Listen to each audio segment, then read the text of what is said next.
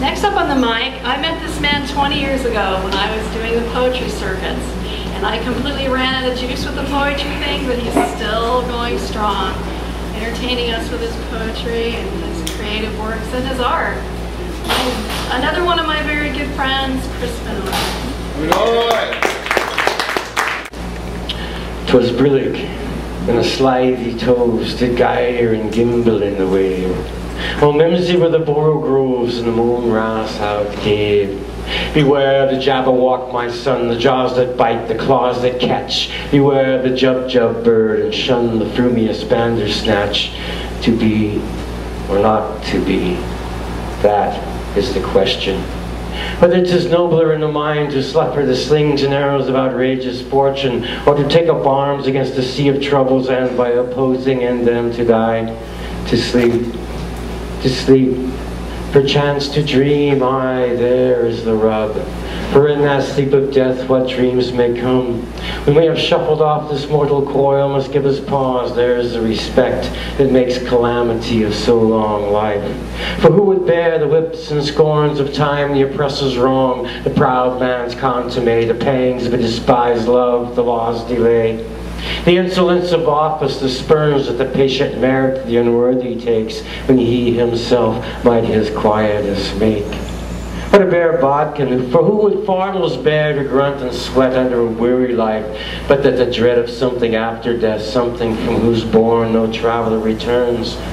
It puzzles the will, and makes us rather bear those ills than to run to others we know not of. Thus the view of resolution is sicklied o'er with a pale cast of thought. And enterprise is a great pith and movement, their currents turn awry and loose the name of action. Soft you now, fair Ophelia nymph, in thy orisons be all my sins remembered.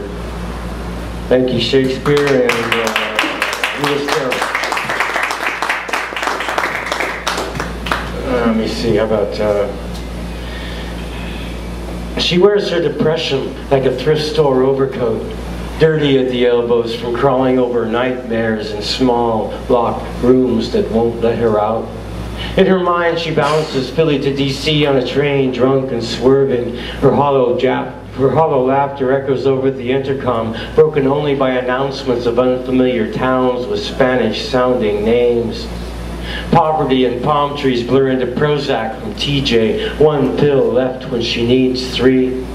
With cracked hands she sews at the rips in her sanity, using coarse metal string, each stitch sawing new holes where tears gather that wait for tomorrow and a scratching of splinters that will wake her from drug sleep. Today she'll wear her Saks Fifth Avenue red pumps, run over at the edges, and wrap herself in a magic coat of hopeful possibilities, trusting that fate will not fog the mirror in which she can still see her smile. It's called Magic Coat. Yeah. Well, this is the year 2022. This is the year 2022. You are hereby instructed that I am clone number 204 of Master Body 335, fully functional. Standard intellect level was achieved through symbiotic representation and sentience through a miscalculation of amino acids. I am being held in passive restraint for donor organs. I overheard the biotechs talking in low whispers as they were excavating clone number 203 for master body implantation, full retrofit, all usable material removed, all usable material removed. I lay in darkness of my fate for 18 years, prepared for a world that I had seen only through the pre-programmed memories of Master Body 335.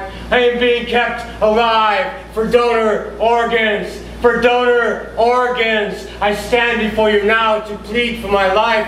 For my life, I am clone. I am clone number 204, and I am alive.